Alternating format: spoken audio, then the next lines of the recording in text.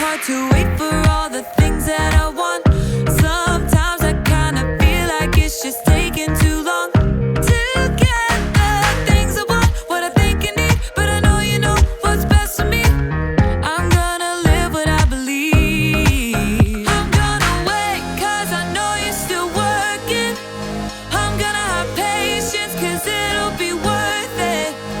I'm gonna have faith, I know you have a purpose. I'm gonna wait 'cause I know you're still working on me. Still working on me. I know that sometimes I just need to slow down and trust that you are working all of this out. You know the things I want, what I think I need, but I know you know what's best for me. I'm gonna live what I believe. I'm gonna wait 'cause I know you're still working. I'm gonna have patience 'cause it'll be worth it. I'm gonna have faith, I know you have a purpose. I'm gonna wait 'cause I know you're still working on me. Still working on me. I'm gonna hold up, slow down.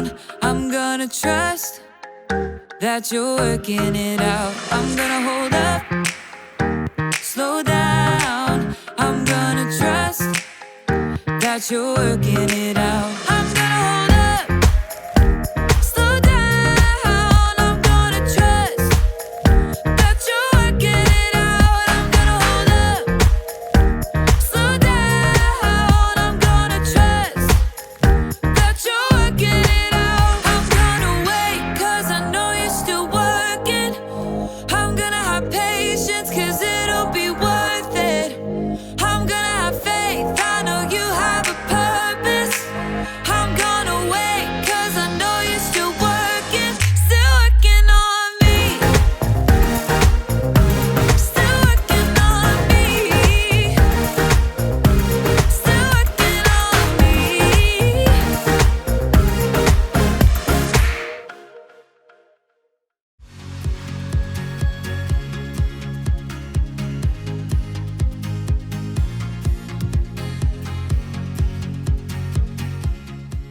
The first step will be to mix together precisely 1 cup of sugar with 1/2 cup of softened butter. Got it. 1 cup of sugar, 1/2 cup of butter. Oh, hi there. I'm in a baking class over the internet. What was that, Graham? Oh, nothing. I'm doing a thing. Can you mute yourself, please? Yeah, sorry. My instructor is teaching us how to bake a cake from scratch. It won't take long, so if you just have a little patience and I'll be right. You should be done mixing the sugar and butter together, so let's move on. Ah! Patience is waiting until later for what you want now.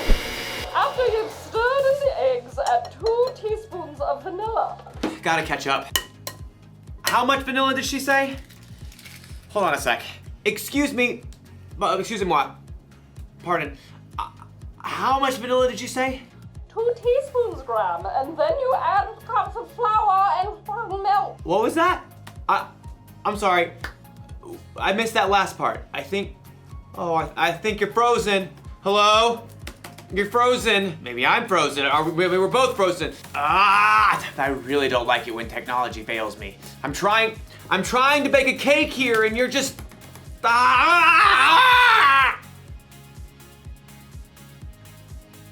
and I have to wait until it unfreezes before I can make my cake.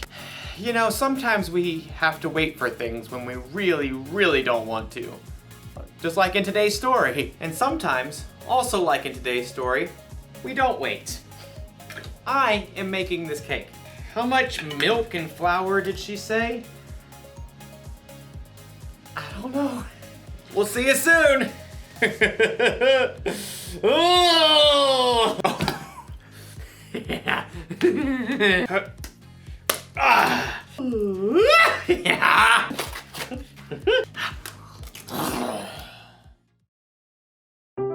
The Bible. It's 66 books of history, stories, letters, and poetry that fit together to form God's one big story.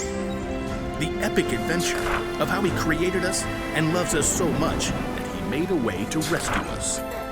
As we travel through the Bible, from Genesis to Revelation, we discover people who met God and found their lives changed forever.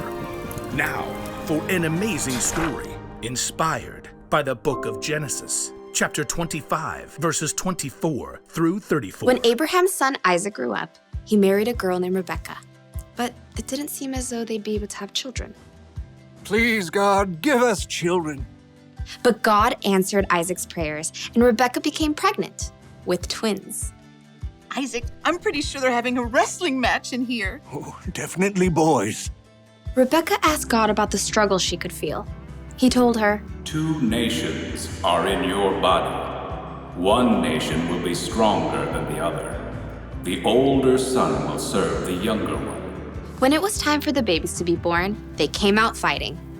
Esau was born first. He came out with a strong set of lungs and a head full of red hair. His brother Jacob was born moments later, still holding on to Esau's heel. How on earth did he manage that? The brothers shared the same birthday, but as they grew, that was about the only thing they had in common. Esau loved to roam far out into the wilderness. I would walk 500 miles and I would walk 500 more. Jacob preferred the comforts of home. The sun is so hot. I'll just take a little nap in the tent. Esau loved to hunt wild animals. That is one excellent wildebeest. Jacob preferred a different type of hunting. Not you, not you.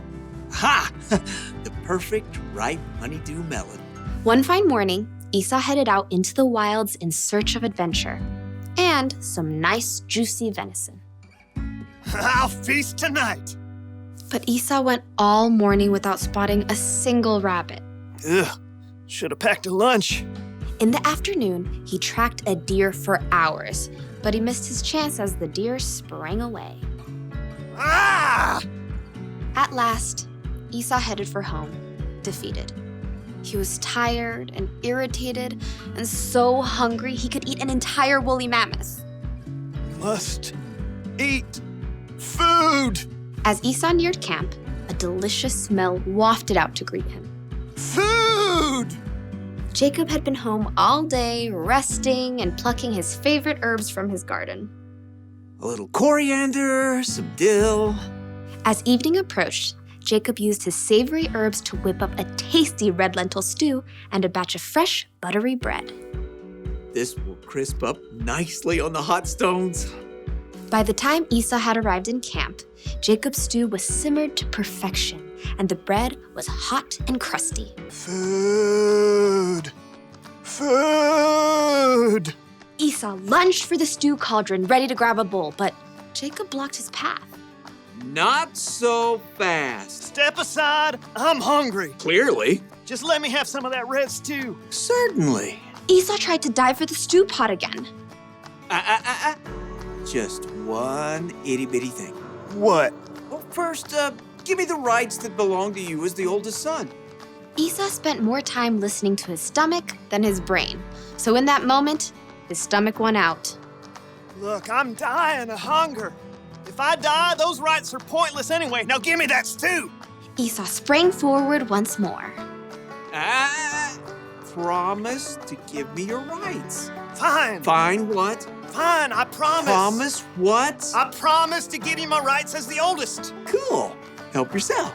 Jacob stepped aside as Esau hurled himself at the stew pot. Stew! Esau happily gorged himself on rich stew and fresh bread. But as his stomach filled up, he had time to stop and think again. Esau had just traded the rights of a lifetime for a meal that would only last him a few hours.